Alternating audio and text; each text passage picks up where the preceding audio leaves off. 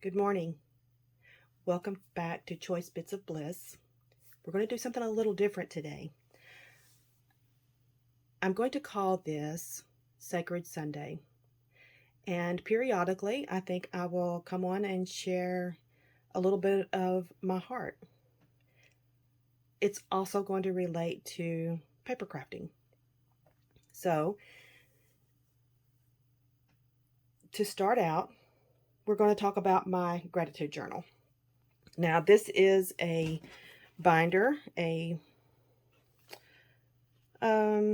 traveler's notebook binder that I got at Tuesday Morning. It is from, my brain goes blank, Webster's Pages. I'm sitting here looking at the initials and still couldn't think. So it's from Webster's Pages. And it's chunky. I've got it full of different styles of journals, of traveler's notebooks. And I started my gratitude journal when I was in a very, very dark place. Some of you know what that is all about, and I'm not going to go into it today. But it has become a mainstay for me, and I decorate it. So I have old stickers stuck back here that I can decorate with. Just little bits and pieces. I have little scraps tucked in that I think I could use eventually. So it's mine. I don't have to impress anybody with this. It's just mine. And let me tell you something. I have 12 by 12 scrapbooks full of pages that I have scrapbooked beginning in 1999. And although my sons will want some of those scrapbook pages as it relates to their lives and their special events, I know my boys, these journals are going to be the things that they want to keep, because inside of these journals, it's going to reveal more about their mama's heart. And okay, I need to get through this without tearing up. That is going to be what is most important to them. They're not into the memory keeping the way that I am, and it is okay. But I love that they want to know more about their mom. So let's move on from that, and let's talk about the practical side of using a traveler's notebook for memory keeping, for record keeping, for documenting, for journaling, whatever it is that you're going to use it for. Okay, so there are some practical things that you have to have. These clips are really important because as your pages start growing, you can clip and hold it down while you're working on something. So I use scraps primarily to document and to play with. This is this morning's. This right here, if you've ever watched Lel by Mel, she talks about a pencil board. And this was a practical thing, and it was before I knew anything about Lel by Mel.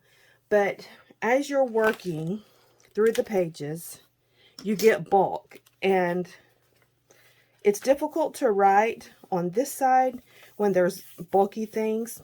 See, even that little piece right here will make it difficult to write on this side. So this pencil board, which is basically just a piece of chipboard, you can lay down, turn your page, and you write on a smooth surface because it protects, you no longer have that lump and bump back there. So let me go back. I have my pencil board hiding this morning's journaling that I did in my alone time. So we're going to clip that back there so that I don't reveal something that I don't want to reveal. But, so earlier in the last couple of weeks that I've started working through what I had pulled out for January.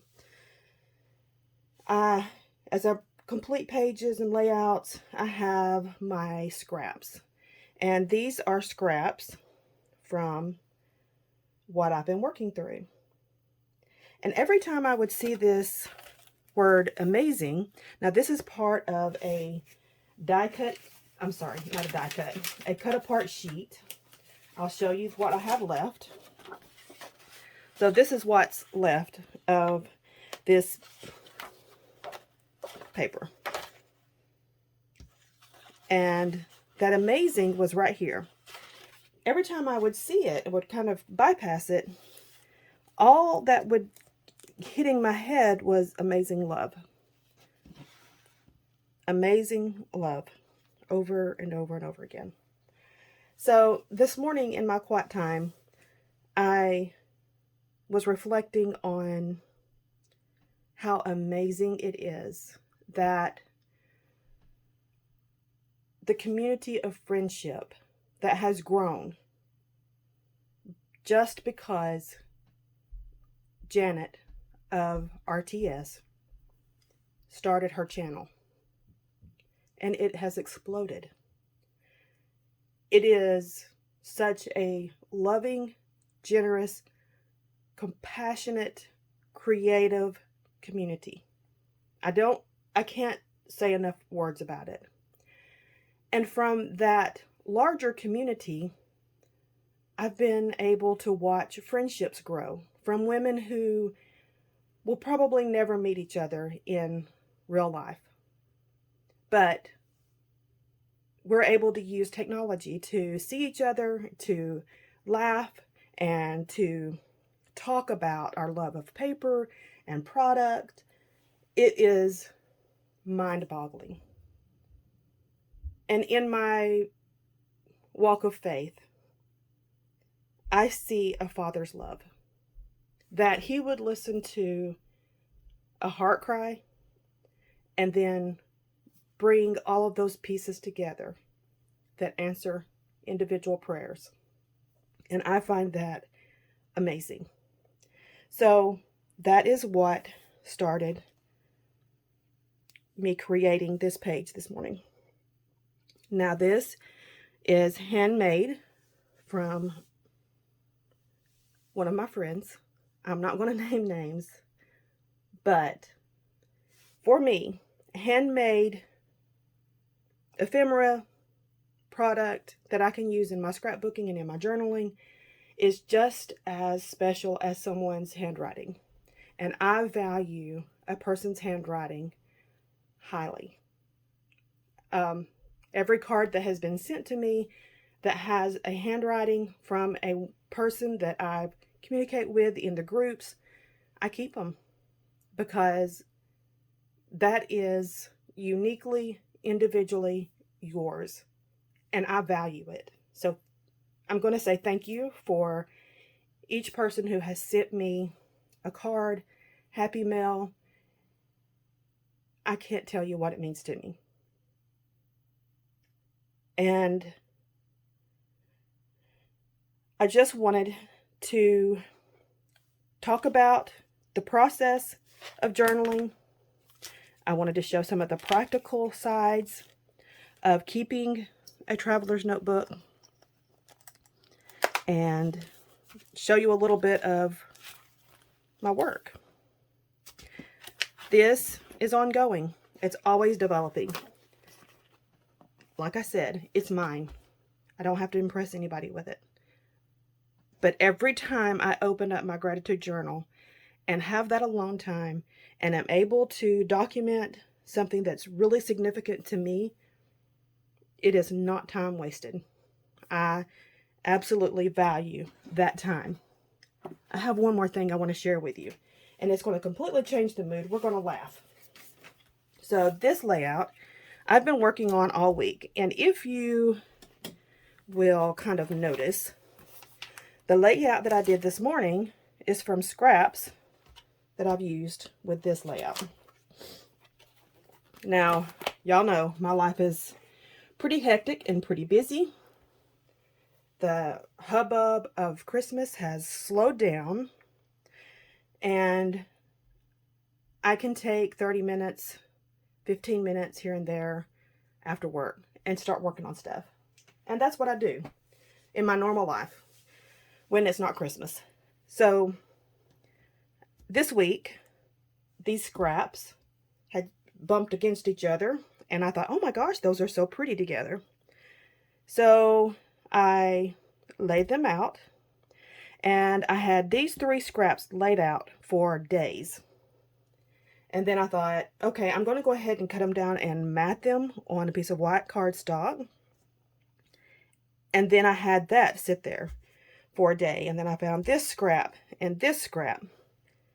I laid those on there. I loved how it looked. These are not the same color, and it's okay. It's that if I had these on top of each other, it would immediately show up and it would look probably tacky. But because they're apart, it tricks the eye into thinking they're close enough. So once I laid those down, I liked it. I decided to bring in elements from wild asparagus from my mind's eye, which is where this piece of paper is from. Now, this is what's the funny part. This picture of my mom. So this is my mom when she was a little girl. This is my Aunt Susie and their friend Corley. Now, the thing I find hilarious about this picture is that my mom's slip is shining.